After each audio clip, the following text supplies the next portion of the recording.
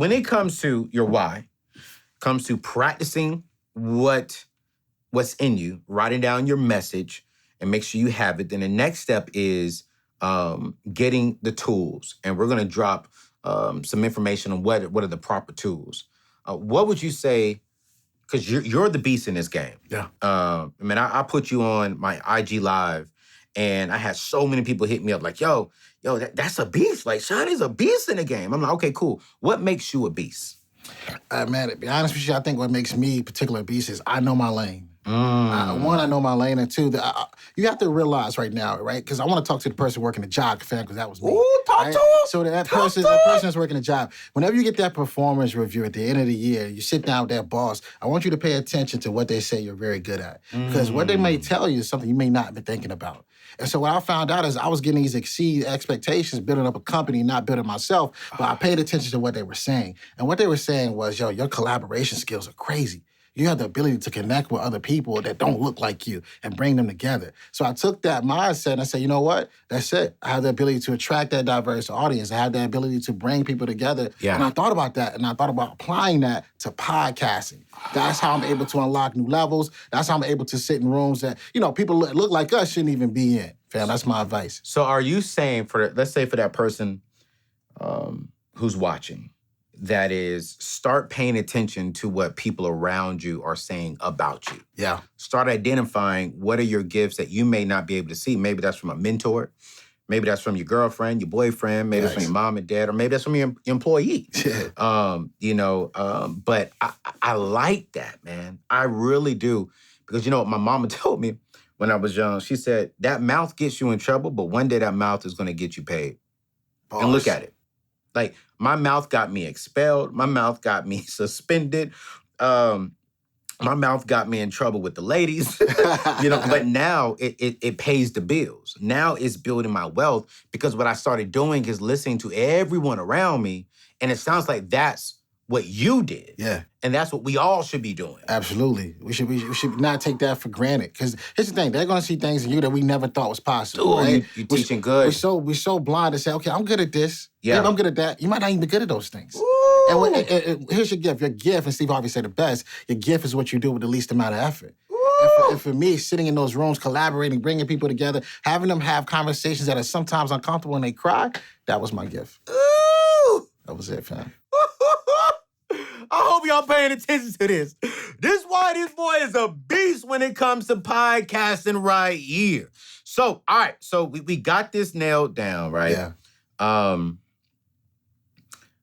How do you, bro? I think when people pull up the podcasting world, how do you make money, man? Because people are like, all right, man. It's like, they're not going to leave their 9 to 5. Let me tell you that right now. CJ, put me back on this camera right here. Thank you, bro.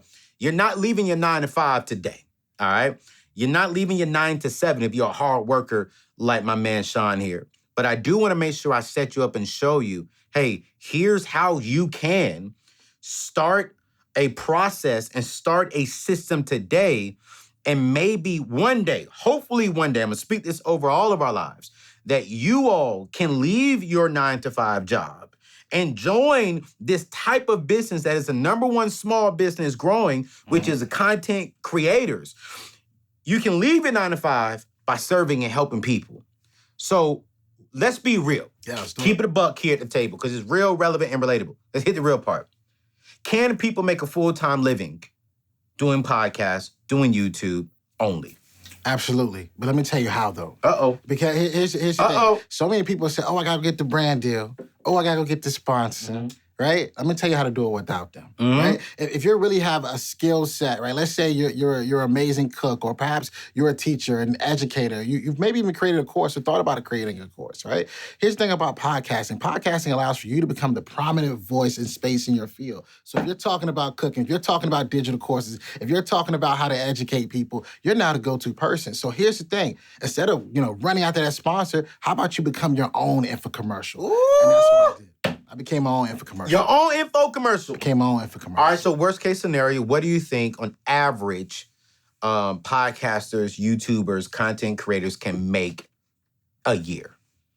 Without sponsors or with sponsors? I'll just say it's everything.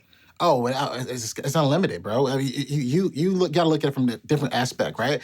The niche audience is the audience that people really want, right? It's the audience that people really want. You can have an energetic group of 500 people that would convert, right?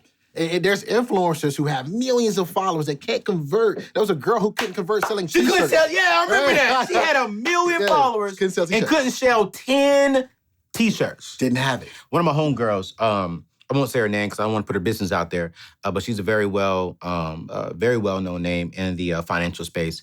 And when I was going through my transition season, right, she was like, hey, Ayo, I have way less followers than you, but I make way more money than you. Mm-hmm. I was like, girl, shut up. She was like, no, I make millions. You understand this? She said, and she said, all you need is a good 500 to 1,000 tribe members. That's all you need. Not followers. Nope. She said, tribe members who actually believe in you and your message, that actually buy your content. You have 500 to 1,000 followers. You can be a millionaire if you are producing solid content. Absolutely. She said, you don't need 1 million followers. You don't need 2 million followers. You only need to impact 500, 1,000, 2,000 people to make $1 million, $2, $3 million. And when she said that, it shook my whole world because I was like, yo, I got a lot of people who rock with me. But she was like, yeah. She said, but how many of those are actually tribe members? Mm-hmm. Put me back on this thing, right? I'm gonna talk to my people. If you a tribe member, drop it in the comments below if you're on YouTube. Drop it and say, yo, I'm a tribe. I'm a part of the tribe, hey, yo.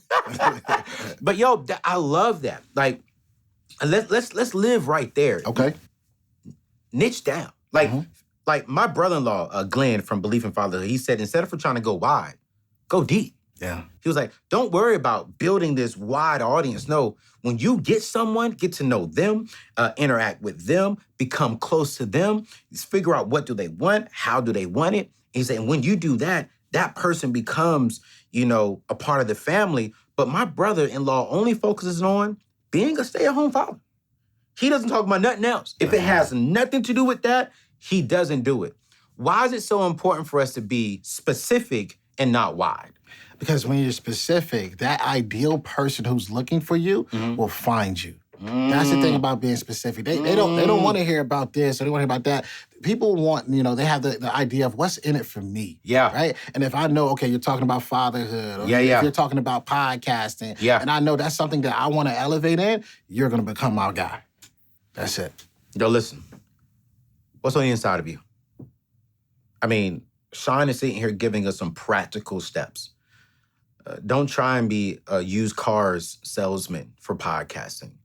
Nah, if you like Hondas, sell Hondas. If you want to be for single mothers, be for single mothers. If you want to be around fashion, if you want to be around marketing, whatever that thing is, figure out that thing and stick to that thing.